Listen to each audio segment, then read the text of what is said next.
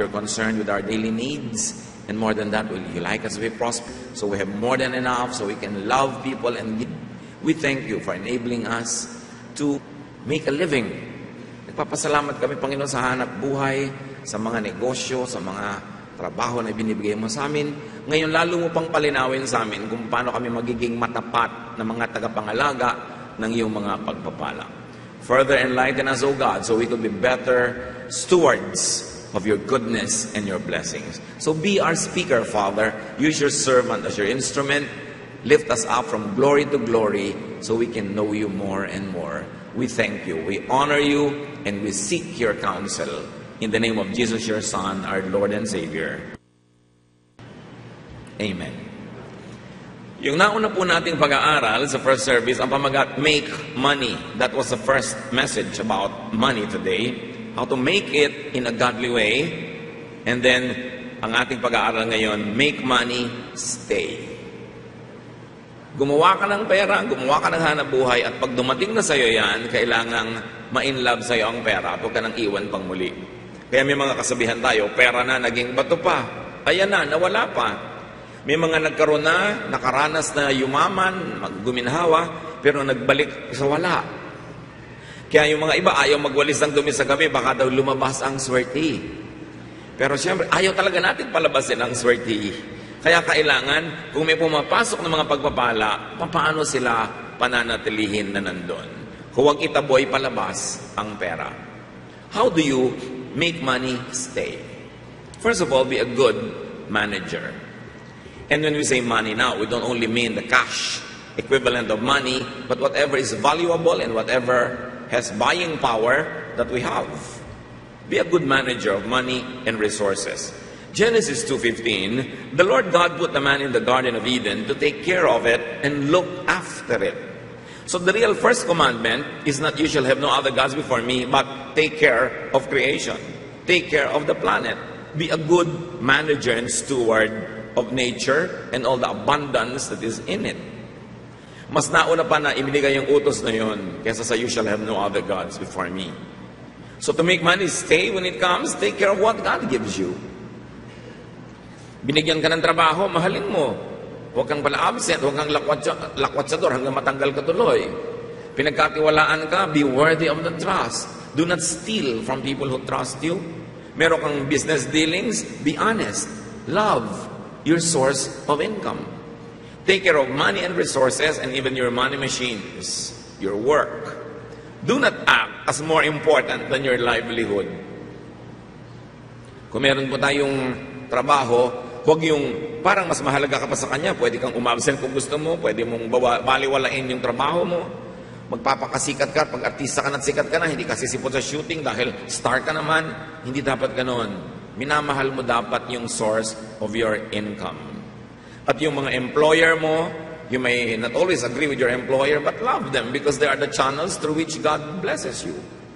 Yung mga dinadaanan ng pagpapala mula sa langit patungo sa iyo, lahat yon nililingon, tinatanaw, pinapahalagahan at iginagalang.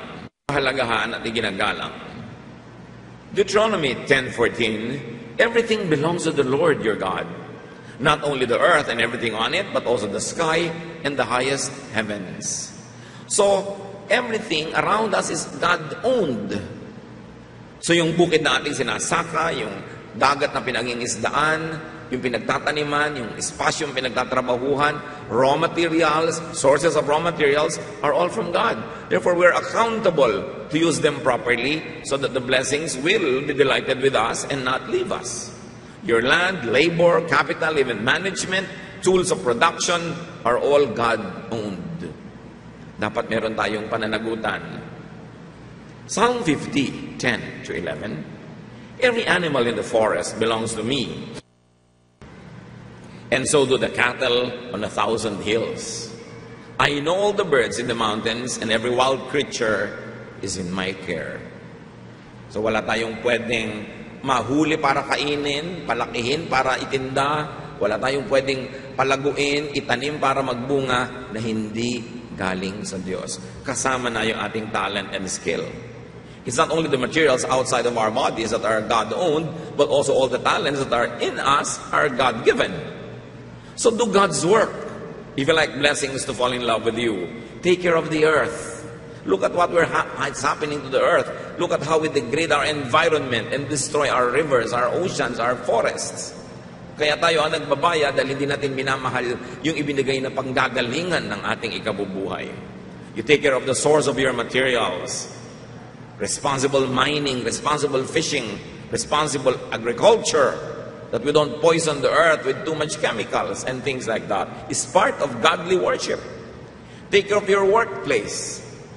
Take care of the wastes you produce. Ang mga produkto natin na nag-iiwan ng mga kalat, dumi, basura, kailangan inaalagaan natin. And you take care of your tools. Very importantly, you take care of your partners. Kung meron kang pabrika, ang mga manggagawa dyan, partners mo, hindi lang yung kapwa mo namumuhunan. Everybody who is part of the production is a partner. So we respect our workers, our co-workers, our superiors, our so-called subordinates. So be a good steward. Ang Diyos po ay kasangkot sa ating paghahanap buhay. Sabi nga niya, even the strength that you use in making a living comes from me. Kasali siya, stakeholder ang Panginoon sa lahat ng ginagawa natin, kaya marapat lang na isaalang-alang ang kanyang mga katuruan sa lahat ng ating ginagawa. Luke 12:42-44, the Lord answered, "Who are faithful and wise servants? Who are the ones the master will put in charge of giving the other servants their food, supplies at the proper time? Servants are fortunate if their master comes and finds them doing their job. A servant who is always faithful will be surely put in charge of everything the master owns." So there is the supermaster, God in heaven, and there are the so-called submasters on earth, managers, supervisors, who run the affairs of business. At sabi, sino daw ang pagpapalain ng Diyos? Yung abutan niya na matapat. Na kung ikaw ay napagkatiwala maging manager, maging presidente ng kumpanya, may mga taong nasa ilalim mo, ikaw ay supervisor, may muntikang negosyo, na inaalagaan mo yung mga taong namamasukan doon. You take care of your co-workers because high position is God's trust.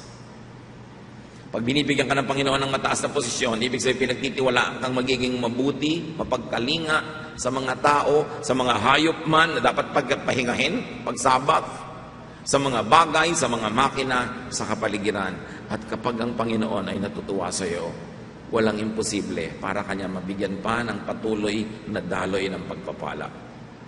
Proverbs 27:23, you should take care of your sheep and goats.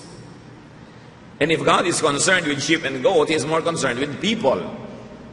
That's why we take care of people who are under our authority. You want blessings to stay with you? Budget well. Hindi yung ubos-ubos biyaya, bukas na katunganga.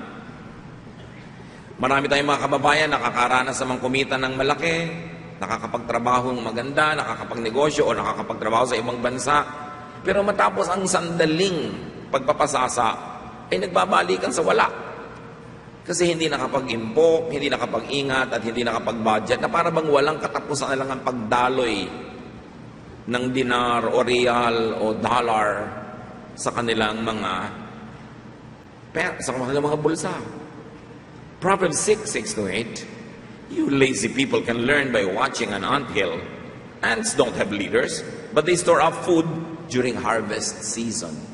So there's wisdom in storing up what you need during times of plenty. Na sa panahon na kumikita ka, dapat meron kang iniimpok. Hindi mo kinakain lahat agad-agad. Budget your consumption. Especially if you don't have so much in storage. Proverbs 21:5, if you plan and work hard, you will have plenty. If you get in a hurry, you will end up poor. Ano po ang pinapahalaga ng Biblia dito? Yung pagsisikhay, pagsisikap ng dahan-dahan to earn your money in an honest way. Good, old-fashioned, honest labor. Not trying to get rich quick. Yung bigla-biglaan, isang buhos, gusto mo yumaman agad. Kaya marami mga tao ay sinasakripisyo ang kanilang may spirito, ang kanilang kaluluwa, para lang biglang yumaman. Pero maraming biglang yaman, biglang hirap din naman.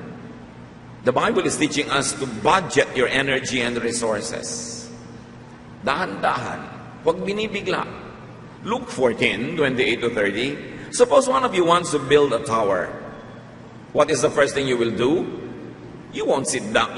Won't you sit down and figure out how much it will cost? And if you have enough money to pay for it? Otherwise, you will start building a tower, but not be able to finish. Then everyone who sees what is happening will laugh at you. He will say, you started building, but could not finish the job. Napakasimple naman ang logic dito. Bago ka magsimulang magpagawa ng bahay, ng kahit ano, tiyakin mo muna na meron kang sapat na pangtapos. Dahil baka bumitin sa kalagitnaan, yung mga naiingit-ingit sa'yo sa paligid, pagtatawanan ka ngayon. Napakahirap yung may OFW kang anak o asawa o magulang, kasi yung kapitbahay mo nagpagawa, maiinggit ka na, gusto mo na rin magpagawa. Anak, nagpapagawa na ang kapitbahay natin, kailangan magpagawa na rin tayo. So paggawa na ng paggawa, tapos sulat ng sulat, wala ng semento, wala ng bakal, magpapasweldo na, kailangan ng pera. Yun namang nasa abroad, swelduhan lang naman, hindi naman yun nanganganak ng pera. So anong gagawin pag may sobrang need na wala naman sa sweldo niya, ipanghungutang ngayon? Ito mga nasa Pilipinas, nagpapayabangan yung mga magkakapit-bahay. Makikita mo yan sa kalagitnaan ng bukid, may mansionic house. Bakit? Mga bahay na ang daming pinto, wala naman pinupuntahan. Yung mga bahay na ang daming bubong, may isang bubong na may mga bubong pang korting dami-daming bubong. Sa kaya nakuha yung mga bubong na yun? Para kaya tirhan ng mga ibon at mga panike.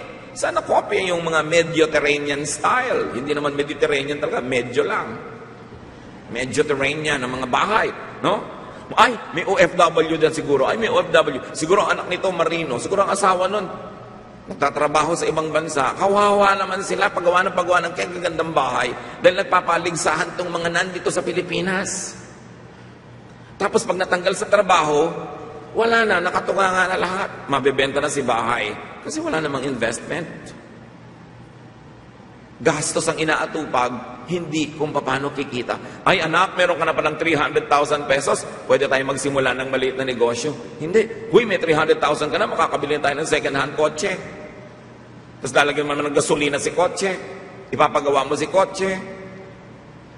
Lumalaki ang gastos, walang kita. Sabi sa Biblia, bago ka magpagawa ng bahay, magtanim ka muna. At yung inani mo, yung kinita mo, yun ang ipagpagawa mo ng bahay. Huwag mong kainin ang ipupunla mo ng mga binhi. Kailangang itanim mo yon at ang kainin mo yung bunga.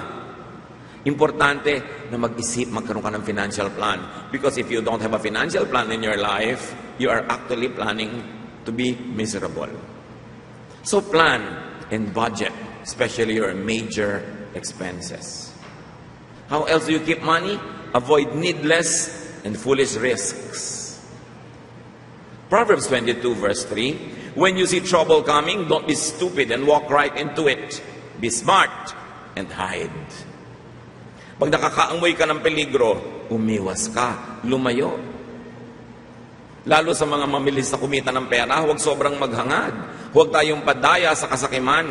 Huwag tayong maging biktima ng ating kasakiman. Yung mga, alam mo, maghulog ka lang dito ng 1,000, sa Sabado magiging 1,200 na. Talaga? Ang laki naman ang kita? Too good to be true. If it's too good to be true, it's not true. So marami mga nadadaya, pupunta sa'yo nag-iiyak, bakit? Naibenta ko po ang bahay, na isang laang lahat. Ang dami kong kamag-anak nagagalit sa akin kasi nirecruit ko dun sa maglalagay ka ng pera, ang laki-laking ibibigay sa'yo ng mga post-dated checks. Sa mga unang linggo lang pala kikita, tapos tatalbog. Parang hindi naman yata bago yan, sister. Parang 10 beses nang nangyari yan sa ating bansa, na dyaryo natin TV, na biktima ka pa rin. Hindi mo na ba nalaman na pagka ang laki ng kita, hindi yun totoo? Papaganahin ka lang sa simula. But we are blinded by greed. There's nothing else and no way else to call it. What is greed? When you get more than you deserve, that's greed. Does your 1,000 pesos deserve 200 peso interest every week? You know that it's not right. Somebody's got to pay. And you know who pays? You pay. Kaya hindi mo malaman kung kakaawaan mo o papagalitan mo yung mga nabibiktima dito. Mabuti sana kung first time, ng panahon pa nila pula-po nangyari, yun, first time. Pero ang dami nang nangyari. Kailangan huwag tayong magagahaman. When you don't deserve it, don't even aspire for it. Because nature will have a way of getting it back and in a painful way. Hindi ko minamaliit yung pagdurusa ng mga nadaya, pero huwag na tayong padaya pa muli. Pagtrabahuhan ang gusto ninyong maging income. Huwag yung easy money. There is no such thing. Somebody will always have to pay. Huwag gawing bato ang pera. Yun talaga yung pera na, naging bato pa. May savings ka na, ilalabas mo pa para invest sa kung ano-ano mga pyramid scam. Yun ang pera na, magiging bato pa. Avoid quick and easy money schemes.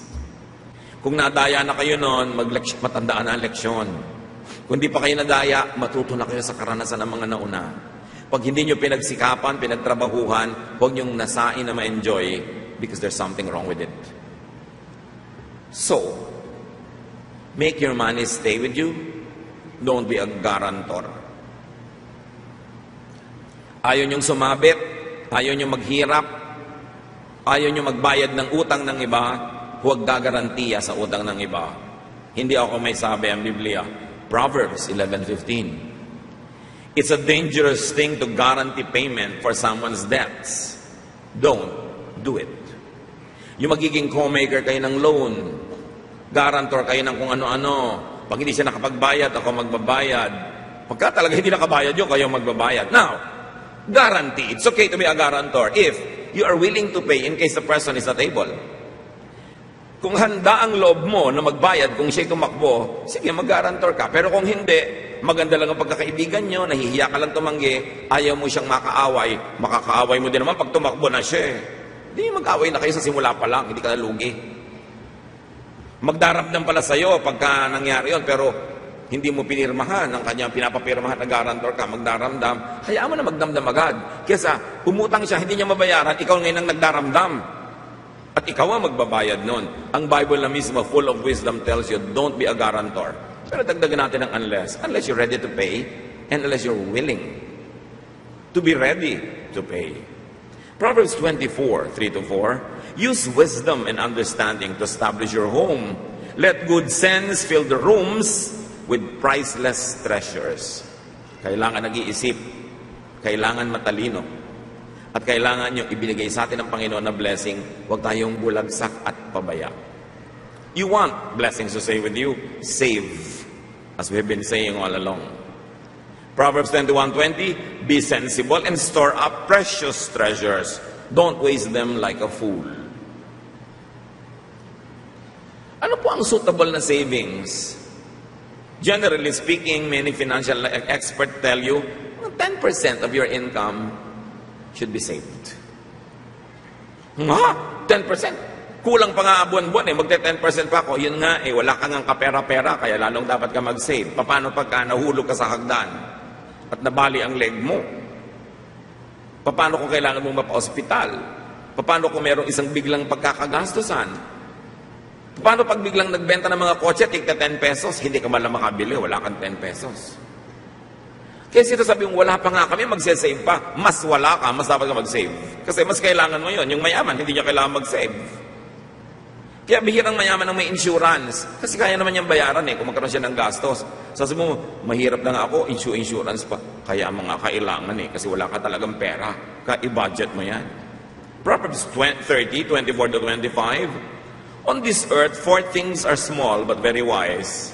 Ants, who seem to be feeble, but store up food all summer long, plus 3 others that do not concern us right now. Sabi, alam niyo ba, may mga 4 na maliliit na mga nilalang dito sa mundo na matitino. Isa doon, langgam. Yung langgam, walang teacher, walang leader, walang auditor, pero marunong mag-impok.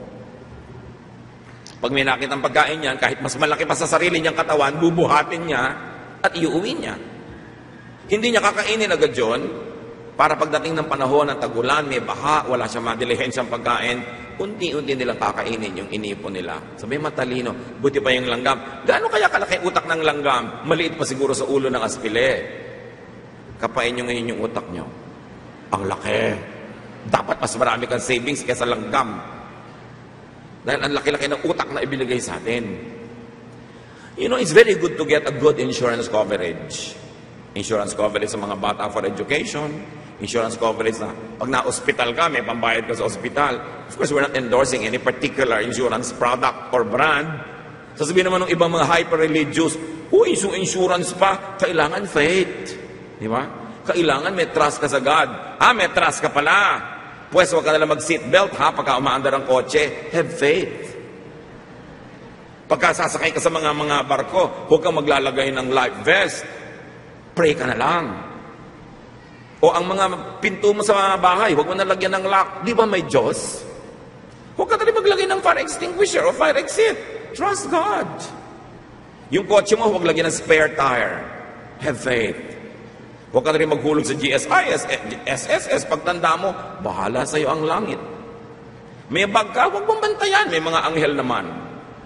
Ganon ka ba?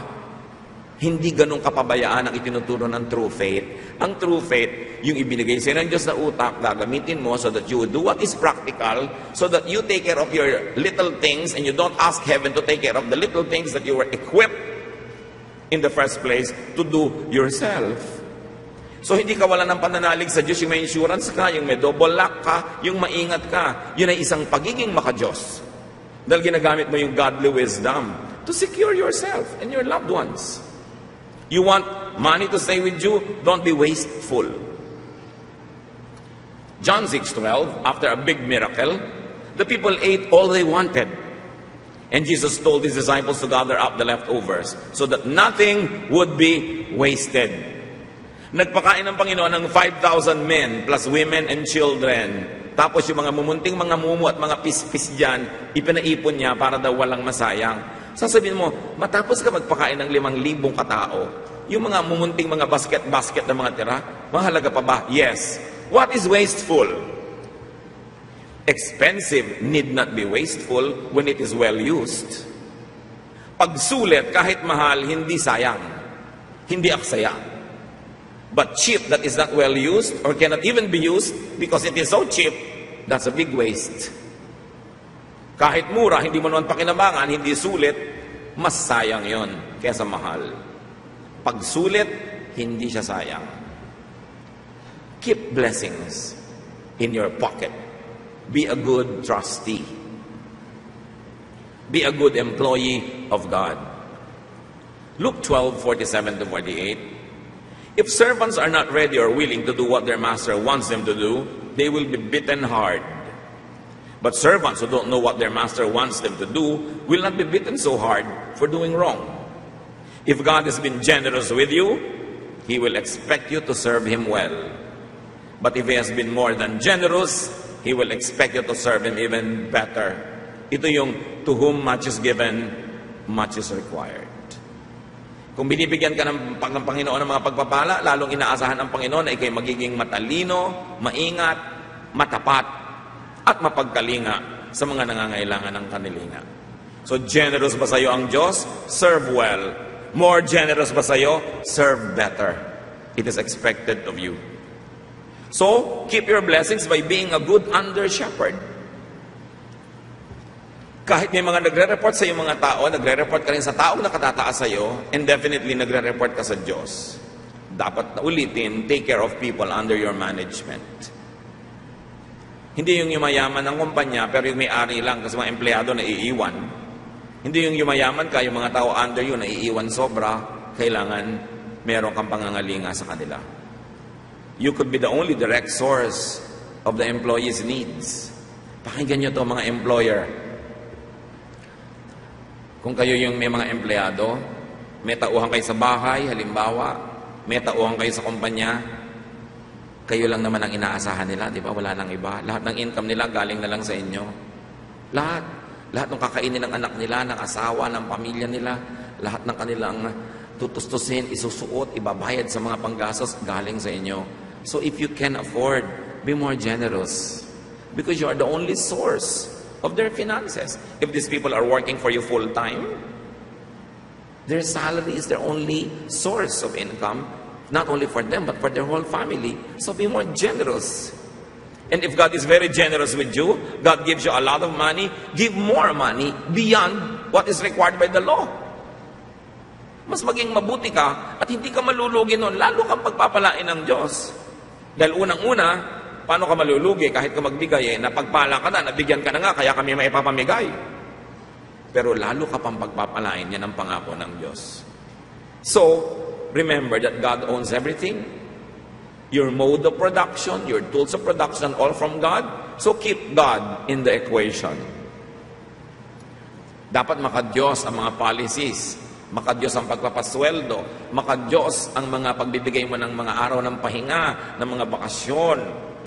Kung kaya mo naman na pag mga big important family holidays, pauwiin mo na lang mga household staff mo para sila ding mga pamilya magkakasama, kayo-kayo na lang ang sa bahay nyo. Para naman may time din sila sa pamilya nila. Dapat marunong tayong kumalinga sa kapwa. Baliwala ang relihiyon kung hindi ka mabuti sa kapwa. Religion is nothing if you are not kind and good to your fellow men. 1 Corinthians 16:2, that is, each Sunday, each of you must put aside part of what you have earned. Sabi, linggo-linggo, may part of your income na dapat itabi mo at yun talaga ay para sa collection. It is a godly policy. It's a policy sustained both in the Old and the New Testaments. You want money to stay with you. You are blessed and you want to remain blessed. Malachi 3:10-11 tells us very clearly, and it is as biblical as John 3:16. I am the Lord all-powerful, and I challenge you to put me to the test. Bring the entire 10% into the storehouse, so there will be food in my house. Then I will open the windows of heaven and flood you with blessing after blessing. I will stop locusts from destroying your crops and keeping your vineyards from producing. This is a command with a promise, like the command to honor your parents with the promise of a long and good life. Again, this is a command with a promise, bring the full 10% to the storehouse of God. Yung iba naman gusto pang mandaya, sa gross po ba yan naka-base o sa net? Kung ano yung mas malaki, yun ang gawin mo. Para tiyakan na tama ang ginagawa mo. Hindi yung gusto mong yung mas maliit, ang kwenta na lumabas. Kwentas claras, at sabi, full. Of course, nobody is policing anybody and checking if you're doing it. So you check yourself, because the blessing that you will get is for yourself. And the blessing that will be withheld is withheld from you anyway. So you must be responsible for yourself. Sabi ni Lord, subukin nyo ko, may hamon. Bihirang manghamon ng Diyos, ha? Sabi niya, hinahamon ko kayo. Subukan nyo ito at mapatunayan nyo. Hindi magkakaroon ng salot ang inyong mga tanim. Hindi magkakaroon ng abala ang inyong mga negosyo. Ang paghahanap buhay nyo ay patuloy at papasaganain ko kayo na magkakandalito-lito kayo kabibilang ng mga pagpapalang di matapos-tapos na darating sa inyong buhay. Sabi niya, I am the Lord all-powerful. I can do anything. It's a command. So yung iba magtatanong, pati po ba 30th month pay? Di ba income mo ngayon? Kaya malalaman mo pagka ang church faithful, dapat pagka Disyembre nagdodobling income, kasi nagdodobling income ng lahat. But sadly, it's not happening, ha? May mga nandadaya. Pero kung siguro bigla kayong na-guilty, may pagkakataon pa kayong ituwid dyan. Huwag niyong dinadaya ang Diyos kasi hindi naman kayo mananalo. Paminsan-minsan, dapat tayo makatanggap ng walang patumangga, diretsang pagtuturo tungkol sa tithing. Kasi talagang biblical yan. At lahat ng mga masasagana sa buhay magpapatotoo sa inyo. Pag hinamon ka ng Diyos, siradong papatunayan nga niya. Only those that do not take the challenge are not able to prove it. So keep the blessing inside of you tight. Ganun kasimple lang yun. At huwag mong lituhin ang sarili mo sa kwenta. Kung marami kang kwenta, yung pinakamataas na kwenta ang gawin mo para hindi ka malito. Bakit? Kung sumobra ba yun, hindi ba marunong ang Diyos magsole? Kung kumulang, hindi ba siya marunong magdagdag ng singil? So be blessed even more. So Genesis 28:22, anong sabi ng isang matalinong tao? I will give back to you 1/10 of everything you give me. Bakit siya matalino? Biruin mo, bibigyan ka ng 100%, ang ibabalik mo lang 10, di ba? Ang talino mo nga nun. Para ka magbigay ng 10, may 19 natira. Kasi may 100. Ba't mo panghihinayangan? May 100 na nga na pagbabasihan. So when you give faithfully, you get another round of another 100% blessings on which you will base your next 10%. It's as old as the world, these teachings. The premise that those who give are blessed is older than the universe. God so loved that He gave. Marami po sa atin hindi makaranas na lumuwag sa buhay kasi makukunat, mararamot, mauutak. Yung lagi nilang gusto nyo, kayo yung nililibre. Kaya tuloy dumarating yung panahon na hindi natin nyo kayang maglibre kahit gustuhin nyo dahil naghirap na kayo ng naghirap. Dahil talagang pinayagan nyo, kayo na lang lagi yung libre. Sino pinagpapala ng Diyos? Di yung naglilibre. Baka ho nyo lang sabihin, hoy sister, para mapagpala ka ng Diyos, ilibre mo ako. Hindi ganun, ano? Ang kausap natin dito, ikaw yung naglilibre, huwag nang sumama loob mo dahil pinagpapala ka naman. Pero yung nagpapalibre, hindi nyo ba gagawing ambisyon? Ni minsan na kayo naman yung maglibre sa kapwa nyo? O yung minsang naglibre, pangalawang beses naglibre, pangatlo, sa pang-apat, duty na niya, tungkulin na niya kayong ilibre. Na yung ibinlow out yung unang tao, ibinlow out yung pangalawang tao, ikaw gusto mo nakapila ka na, iboblow out ka na rin dahil na iblow out yung iba. So, talagang idadagan mo na yung buhay mo at kasiyahan mo sa iba. We should not be like that. That is not godly. Ang makadiyos na agali, yung ayaw mong magpabigat. Yung nakakakita ka na isang taong tumutulong sa kapwa, tutulungan mo siya para makatulong. Hindi yung ikaw sasabihin mo, ako rin tulungan mo. Bakit siya tinutulungan mo? That is ungodly. Pag gano'n ang ugali natin, hindi tayo tinatabla ng Espiritu ng Diyos. Ang gusto mo makalamang, makahingi, makadagan sa kapwa, imbes makatulong. We should make it our goal to be self-supporting. And unless you're too old or too young or too sick, you must be self-supporting. And you must make it your goal to earn more than what you need so you will have spared to give away to the too young, too old, or too sick. Napakahalaga na sa society natin ang lahat magkaroon ng responsibilidad. Hindi isang OFW, 10 tao ang umaasa. Hindi na siya makaahon-ahon, hindi na siya makauwi-uwi sa dami ng mga pananagutan. We should be more responsible so we will not only attract blessings, but we will keep blessings. Pag dinapuan na kayo ng pera, dali-dali ba siyang umaalis? O nananatili? At nang aakit pa ng mga ibang perang lumapit din sa inyo, kaya parami ng parami. Para tayo dapat puno, kaakit-akit sa mga ibon na dapuan. Dapat ang ugali natin, pamamaraan, kaakit-akit sa pera para siya ay dumapo. At pagkadapo ay hindi biglang lumipad dahil, ay, nagkamali yata akong dumapo dito. Bakit may nagkakapera sandali, bumabalik din sa wala?